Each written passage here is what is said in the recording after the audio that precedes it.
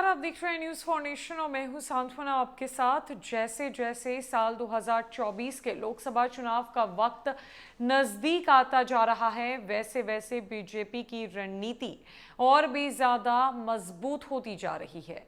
जब से बीजेपी बिहार में सत्ता से आउट हुई है और विपक्ष की भूमिका में जा खड़ी हुई है, तब से बीजेपी के रंग और तेवर बिल्कुल भी अलग नजर आ रहे हैं।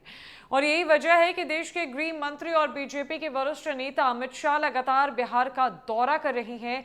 मानो ऐसा जैसे कि उनका सबसे बड़ा फोकस, और यहाँ यूं कहे कि पूरा फोकस इस वक्त बिहार पर है।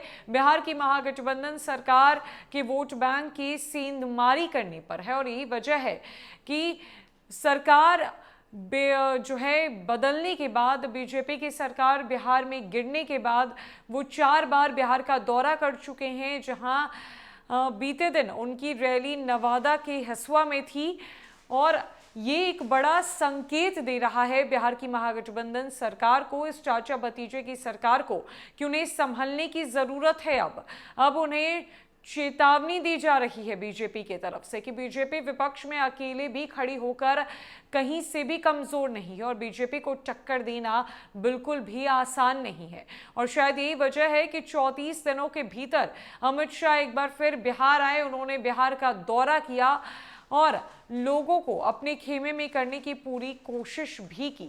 अब ऐसे में वोट बैंक में सेंधमारी करना बीजेपी का सबसे बड़ा एजेंडा बन चुका है, जहां बीजेपी इस ओर लगातार बढ़ रही है। और ये मुश्किल वाली बात है महागठबंधन की सरकार के लिए, ये परेशानी बढ़ाने वाली बात है बिहार के मुख्यमंत्री नीतीश कुमार के लिए, जहां अमित शाह अब नीतीश कुमार को एक ऐसा बड़ा झटका दे सकते हैं जिससे प्रदेश के मुख्यमंत्री हिल जाएंगे। दरअसल बिहार में महागठबंधन को हराने के लिए भाजपा आलाकमान ने अब पूरी तरह से कमर कस ली है।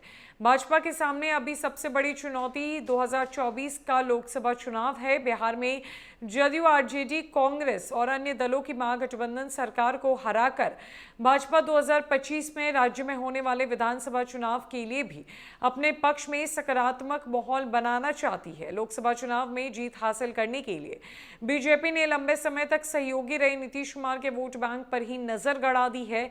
मतलब सीधे सीधे टारगेट नीतीश पर काम चल रहा है। बिहार में नीतीश कुमार के नेतृत्व में चल रही महागठबंधन की सरकार की सबसे मजबूत पार्टी वैसे तो आरजेडी है, लेकिन भाजपा को इस बात का एहसास हो गया है कि राज्य में पार्टी का जनाधार बढ़ाने के लिए, या यूं कहे कि भाजपा की जीत का रास्ता नीतीश कुमार के वोट बैंक में ही सेंध लगाने से निकलेगा। ऐसे में भाजपा अब उत्तर प्रदेश की तर्ज पर बिहार में भी एक नया सामाजिक राजनीतिक समीकरण, या यूं कहें कि वोट बैंक बनाने की कोशिश में जुट गई है। नीतीश कुमार और यादव पिछड़ी जातियों, दलित समुदाय और मध्यम वर्ग के एक बड़े तबके, खासकर महिलाओं के समर्थन के बल पर बिहार में भाजपा के सहयोग से लंबे समय तक मुख्यमंत्री रहे। वर्तमान में आरजेडी के सहयोग से मुख्यमंत्री हैं। भाजपा ने एक खास रणनीति के तहत अब नीतीश कुमार के इसी वोट बैंक पर निशाना साधना शुरू कर दिया है। गौरतलब है कि बीजेपी ने बिहार में महागठबंधन की सरकार को हटाने के लिए उत्तर प्रदेश की तर्ज पर एक नए सामाजिक राजनीतिक समीकरण को तैयार करने की रणनीति बनाई है, जिसके तहत भाजपा अपने परंपरागत जनाधार अगड़ी जातियों को मजबूती से अपने साथ बनाए रखने का प्रयास कर रही है। वहीं नीतीश के समर्थक पिछड़ी जातियों को भी पार्टी से जोड़ने की कोशिश कर रहे हैं। बिहार की राजनीति के लिहाज से देखा जाए तो ये अपनी तरह का एक अनोखा सामाजिक राजनीतिक समीकरण होगा।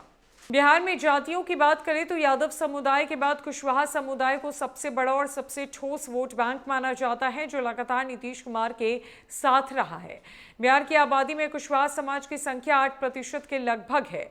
भाजपा ने हाल ही में कुशवाहा समुदाय से सम्राट चौधरी को पार्टी का प्रदेश अध्यक्ष बनाकर अपने इरादे को जाहिर भी कर दिया है। भाजपा नीतीश कुमार पर ये आरोप लगा रही है कि कुशवाहा समाज ने हमेशा नीतीश कुमार का साथ दिया, लेकिन बदले में नीतीश कुमार ने उन्हें सिर्फ धोखा ही दिया है। एक तरफ जहां बिहार में महागठबंधन की सरकार ये दावा करती है कि किसी भी हाल में वो अब टूटेगी नहीं और बीजेपी को कभी भी सत्ता वापसी करने नहीं देगी, तो वहीं दूसरी तरफ बीजेपी ने मुख्यमंत्री नीतीश कुमार के ही वोट बैंक में सेंधमारी की पूरी तैयारी कर ली है, जहां आरजेडी को छोड़ बीजेपी का पूरा फोकस अब जदयू पर है।